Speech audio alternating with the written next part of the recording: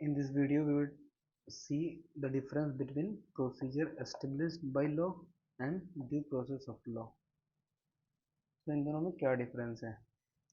तो आर्टिकल 21 जो कि कहता है protection of life and personal liberty में लिखा है कि no person shall be deprived of his life और personal liberty except according to procedure established by law. तो इंडियन कॉन्स्टिट्यूशन में आर्टिकल 21 में प्रोसीजर एस्टेब्लिश बाई लिखा हुआ है, प्रोसीजर एस्टेब्लिश बाई लॉ। ये कहाँ से लिया गया है? यूके के कॉन्स्टिट्यूशन से ओरिजिन है इसका। और जो due process of law concept है ये यूएसए से ओरिजिन है।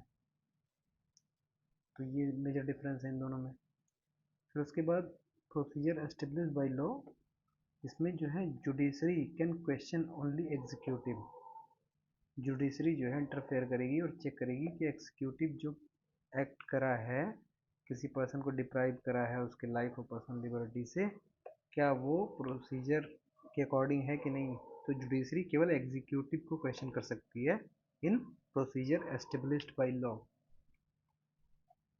But in case of due process of law, judiciary जो है एग्जीक्यूटिव के साथ साथ लेजिस्लेचर को भी क्वेश्चन कर सकती है कि जो लेजिस्लेचर है, जो कानून बनाया है, क्या वो फेयर है।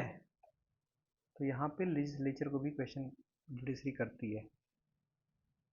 फिर स्टेप क्या है? प्रोसीजर एस्टेब्लिश बाय लॉ जो है उसका स्टेप्स है कि कैसे चेक करेगी जुडिशरी।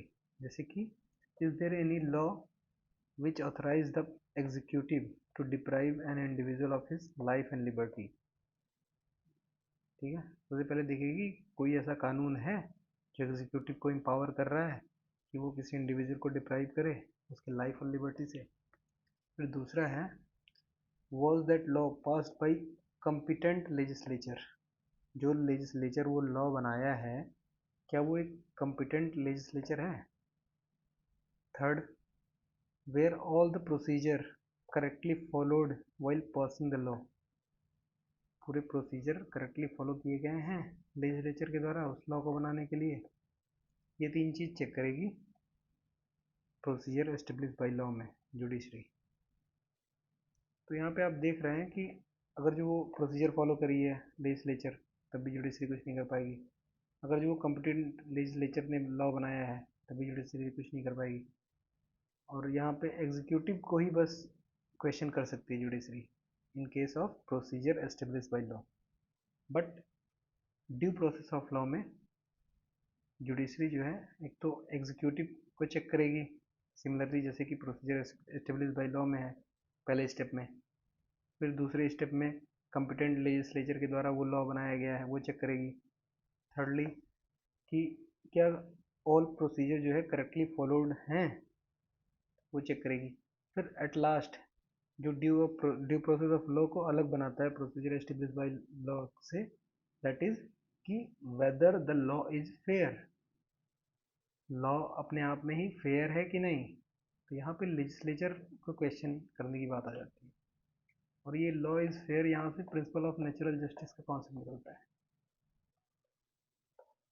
जैसे कि 1978 में एक केस हुआ था, Maneka Gandhi versus Union of India case, सबको पता होगा। उसमें सुप्रीम कोर्ट आर्टिकल 21 को इंटरप्रेट करी और ड्यू प्रोसेस ऑफ लॉ जो है उसको ऐसे इनकॉर्पोरेट करा कि principal of natural justice under article 21 का हिस्सा है। तो वहाँ से ये पहला केस था जब due process of law follow करा गया rather than procedure establish by law. And जो प्रिंसिपल ऑफ नेचुरल जस्टिस है वो तीन प्रिंसिपल्स पे चलते हैं। अगर जो इनमें से कोई वायलेट हो रहा है तो नेचुरल जस्टिस का वायलेशन हो रहा। जैसे कि no person shall be punished unheard. जब तक किसी पर्सन को सुना ना जाए उसको पनिश नहीं करा जा सकता। अगर जो ऐसा हो रहा तो वो प्रिंसिपल ऑफ नेचुरल जस्टिस के अगेंस्ट है। Similarly no one can be the जज ऑफ हिज ओन केस। अपने ही केस का जज नहीं बनना है। अगर जो ऐसा हुआ तो नेचुरल जस्टिस के खिलाफ है। थर्ड क्या है? Intention should be bona fide. Bona fide मतलब गुड फेथ। तो जो अथॉरिटी है उसका इंटेंशन जो है बोनाफाइड होना चाहिए, एक गुड फेथ में होना चाहिए। तो अगर ये 3 प्रिंसिपल्स फॉलो हो रहे हैं तो नेचुरल जस्टिस फॉलो हो रहा है। तो आई होप समझ में आया होगा आपको, procedure establish by law and due process of law. Thank you.